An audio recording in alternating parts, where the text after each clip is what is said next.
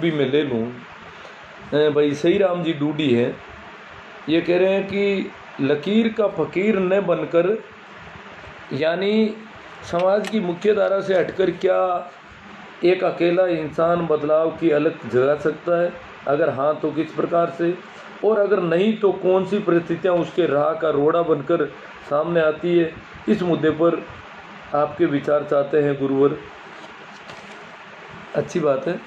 पहली तो बात यह है कि जो लकीर का फ़कीर होना, ये जो मुहावरा है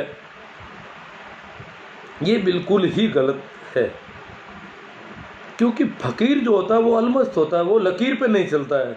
फ़कीर ही इस जगत में, फ़कीर जिसको हिंदी में संत कहते हैं, जिसको आप जागृत पुरुष कह सकते हैं, बुद्ध पुरुष कह सकते हैं, भगवान कह सकते हैं, जैसे जीसस है, मोहम्मद है, महावीर है, महादेव है, तो जैसे शिव महादेव है, अलमस्त फ़कीर थे ये।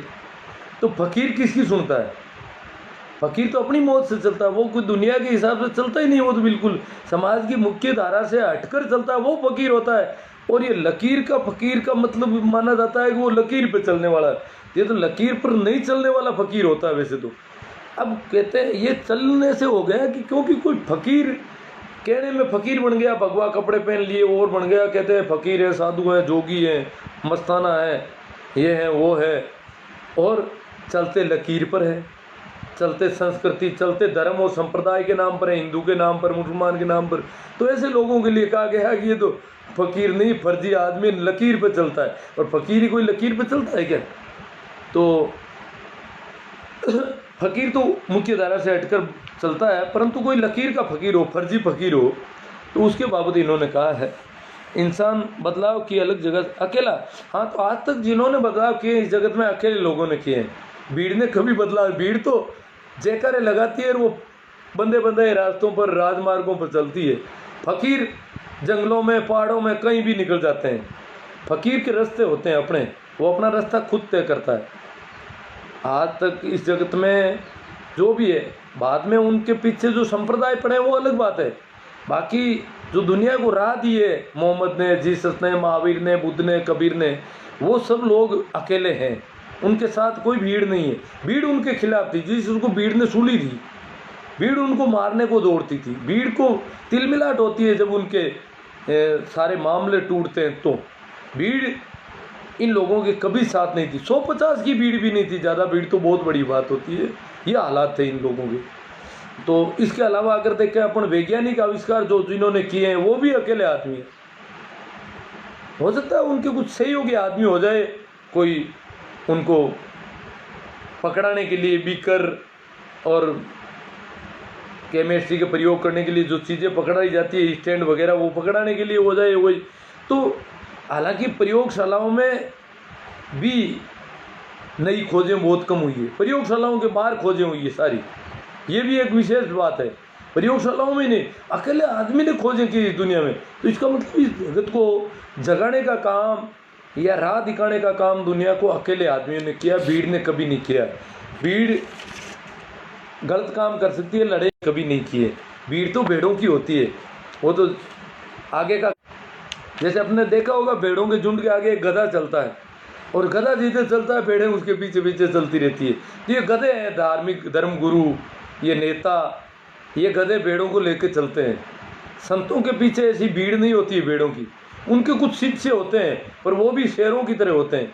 शिष्य भी कम नहीं होते, जो उनकी आग को सहन करते हैं, सदगुरु के साथ में चलते हैं, वो तो बहुत खतरनाक लोग होते हैं। खुद भी बहुत यूँ भेड़ों की तरह नहीं होते, बहुत अच्छी समझ होती है उन लोगों की। तो फिर आगे चलते हैं अपन। जगा सकता है तो हाँ, तो किस प्रकार जगाया है ऐसे लोगों ने, और अगर नहीं तो कौन सी परिस्थितियाँ उसकी राह का रोड़ा नहीं बन सकती। जीसस को सूली दे दी, परंतु उसकी बात सबसे ज़्यादा चली इस दुनिया में। राह का रोड़ा तो कुछ बनती नहीं, वैसे लोगों की तो बनती नहीं। हम प्रयास करते हैं तो हम क्या है कि कई बार हम खुद नहीं जान पाते। जैसे मैंने मृत्युबोध के खिलाफ आंदोलन किया, ऐसे कई ऐसे की बातें की, बहुत ज़्यादा लोगों को इधर उधर बहकाया, प्रभावित किया। तो सारी बातें फिर बाद में मैंने जब समझा तो मैंने सोचा कि अपन ज़बरदस्ती कर रहे थे। इनको इनकी समझ के अनुसार काम करने पड़ेंगे, इनकी अपनी मजबूरियाँ हैं, और हम अपने हिसाब से थोपने लग गए इनके ऊपर। तो ये हमें ऐसा ज़्यादा थोपना नहीं चाहिए। विचार पैदा करना चाहिए, चिंतन की एक हवा पैदा करनी चाहिए, विचारशीलता पैदा करनी चाहिए, यही काम होता है हमारा। बाकी तो रोड़े आएंगे, अगर हम अपनी थोपने लगेंगे तो उसमें रोड़े आएंगे हजार तरह के। इतने कानून बन गए इनके खिलाफ, फिर भी रोड़े आ रहे हैं, अपने देख रहे हैं। तो ये सारी बातें लगभग हो गई, जितनी मैं जान सकता था, जैसी मैं कर सकता था वैसी मैंने कर ली है। अब यहाँ पे कोई, क्योंकि कुछ अटपटी बातें थी, तो कोई बात हो तो उस पर थोड़ी सी बात हो जाए। ओम प्रकाश जी सादर प्रणाम गुरुदेव। Kailash ji good speech sir. Sir मेरा कमेंट लो प्लीज़। मुकेश हिनानिया नमस्ते सर। अब भाई कमेंट मेरे सामने नहीं आया अभी मुकेश हिनानिया का। सबका मालिक एक है सर, जातिवाद खत्म होना चाहिए। ओ मुकेश हिनानिया कहते हैं जातिवाद खत्म होना चाहिए। हाँ होगा, ऐसे तो होगा नहीं जैसे हम जोर दे रहे हैं। वैसे तो शादियों में खर्च कम होगा, बेटियों को पढ़ाओ, योग्य बनाओ, नौकरी करने दो, राजनीति, बहुत अच्छी बात है आपकी। तो शायद अब कमेंट आ गए सभी की, मुकेश हिनानिया का आ गया और बाकी वाले कमेंट पहले आ गए थे। ठीक है, इतना कहकर मैं आपसे विदा लेता हूँ। धन्यवाद, आभार। इसे आप ठीक लगे तो शेयर करें। नमस्कार, प्रणाम, राम राम।